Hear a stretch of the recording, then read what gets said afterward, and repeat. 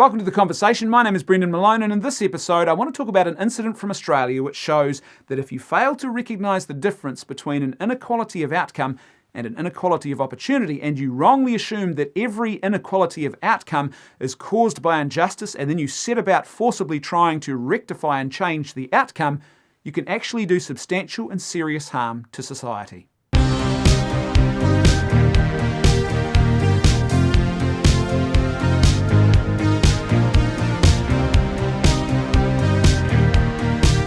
A couple of days ago, a damning new report was published in Australia showing that over a 3-year period from 2015 to 2018 in Queensland, Australia, the police force attempted to artificially change the ratio of male to female graduates who were graduating from the training college into the police force. They did this artificially, and what they did was 200 less qualified female candidates were graduated into the police force ahead of 200 more qualified male candidates. Now, this is the consequence of an ideology which refuses to recognise the difference between inequality of outcome and inequality of opportunity, and it wrongly assumes that every time you have inequality of outcome, in this case between males and females, there must be some injustice that is causing it, and so therefore you should go about artificially trying to rectify and change the situation. You insert yourself into it and produce a different outcome. In this case, they tried to achieve a 50-50 male-female split. There are some very real harms that have come about as a result of this action. 3 groups straight away that I can think of who are harmed by this. The first is the general public. As members of the general public, we rely on our police force to do their job, to uphold, to protect, to preserve the public safety, the general safety and well-being of the community. And in order for that to be achieved in the best way possible, what we need is the most qualified people on the front lines of our police force. Policing is not like dispensing ice cream. It's not something where if you have someone who's not that qualified to produce an ice cream cone, perhaps just a little bit of a sloppy mess is made. With policing, when you have people who are not qualified to actually do the job, the public harm, or the harm that can happen to the public and public safety is seriously jeopardised. It's very real, it's very consequential. So that's the first group who have been harmed by this course of action. The second group who have been harmed by this course of action are the actual police officers who are then serving on the front lines with those 200 less qualified female candidates who were artificially put in and put ahead of the 200 more qualified male candidates. You see, policing is not about a lone ranger, one single police officer taking on all the bad guys by themselves. That's a Hollywood fantasy. Policing is done in a unit. It is an attempt to protect the community, to uphold the public safety, and it's always done communally. The police officers on the police force work in concert. They work together. As the old adage goes, a chain is only as strong as its weakest link. And in this case, the chain of the police force is there to secure public safety and public well-being. And when each link in that chain, each officer is the most competent and qualified person to be there, the chain is actually strong. And that obviously is good for the public, but it's also important for every other link, every other member of the police force who is part of that chain. What that means is that those links who are in the police force who are competent and qualified to be there, they are not being jeopardised by being put alongside officers who are not as competent at the job, who are not as qualified to actually do the job. So those police officers, their ability to actually form a cohesive unit where they can trust that the officer who is working with them has their back and has the ability to actually ensure that they work together in community and they are safe in the execution of their duties, that safety is compromised when you artificially introduce weaker links into the chain who are not actually as competent as other stronger links who could have been put into the chain actually are. So those officers have been put at risk, and again, that also has a flow-on effect to public safety as well. Because what happens is those officers probably become distracted, they're probably having to make up for the inadequacies of the officers who are serving alongside them, and that reduces their efficacy to actually protect and preserve the public safety. And the third group of people who are probably often forgotten in the midst of all of this debate, who are actually harmed by this, are the 200 female candidates themselves. This ideology has actually put them in harm's way by graduating them onto the front lines of the police force before they were actually ready and capable of doing that to the ability that other candidates actually are. That puts them in harm's way as well. Now, that's not to say that with a whole lot of intensive training that at least a percentage of these candidates, possibly even all of them, I don't know, could have actually achieved that same sort of competency and that same level of skill and ability as the male candidates who were rejected in this process.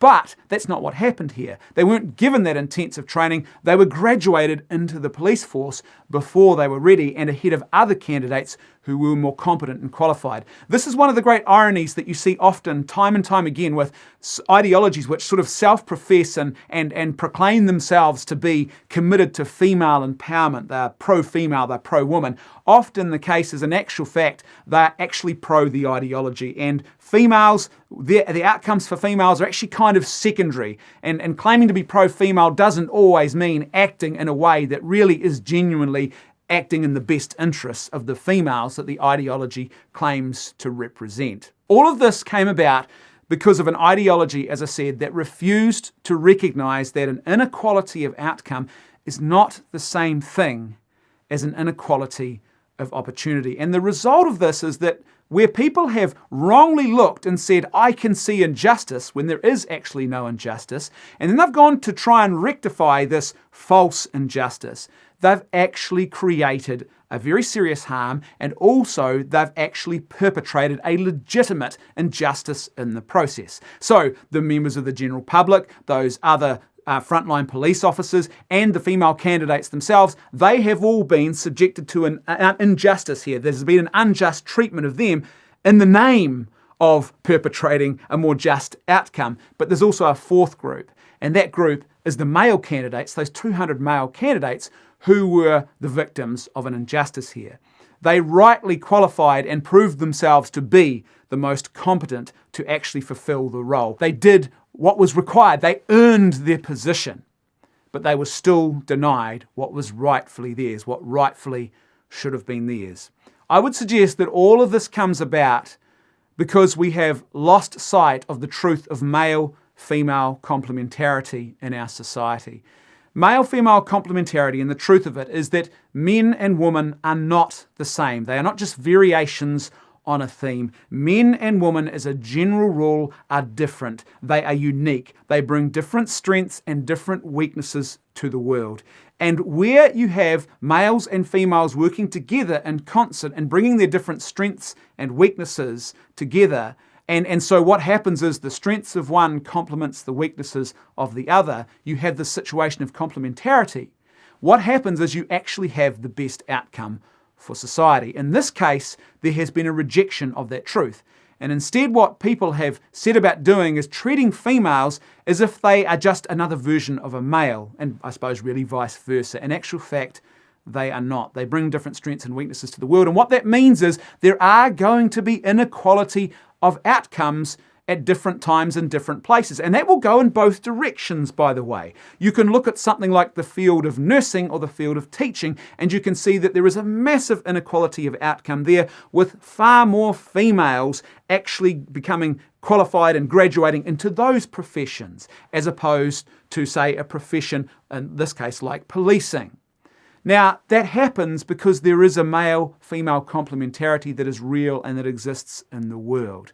A really classic example of this, and probably the most obvious, is in the family, where you have a male and a female who come together, and when they start having children, they become a mother and a father. And in that situation, in a household where you've got a mum and a dad, a stable, loving relationship with a mum and a dad, what happens is you have male-female complementarity working at its most common and most obvious sort of way for the benefit of wider society. Everyone in that relationship benefits when you have that male-female complementarity working.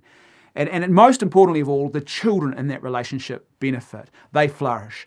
And no matter how qualified and competent two females might be or two males might be, they will never be as good as a qualified male and a qualified female who are loving their children as a mother and a father. You take one of those out of the equation and complementarity is lost, something is lost, and society is harmed as a result of this. Now, if you think about society, I think this is the best way to think of society and how to achieve flourishing society is to think of it as a scaled up version of family, because family is the first society. It is a mini society. It's the first community we're born into. And if you think of society as a scaled up version of that, then we should also recognize that complementarity should be present there at that level as well. So when all is said and done, I'm kind of an old-fashioned guy, and I believe that the ideal for society is to have a situation where we don't deliberately put females onto the front lines of things like policing and soldiering where they can be shot and killed. Having females in the police force and in the army, fine, but putting them on the front lines